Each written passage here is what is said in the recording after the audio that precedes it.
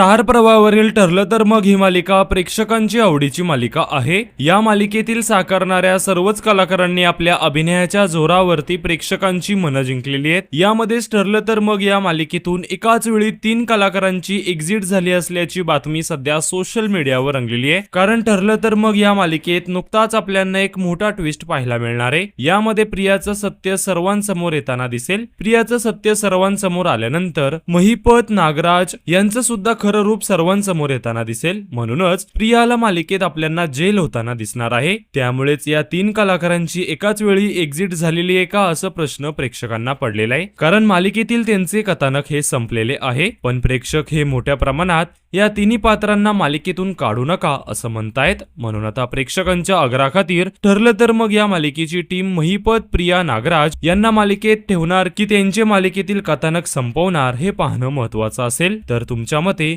प्रिया, नागराज, महिपत यांची मालिकेतून एक्झिट व्हायला पाहिजे की नाही हे आम्हाला कमेंट्स मध्ये नक्कीच सांगा।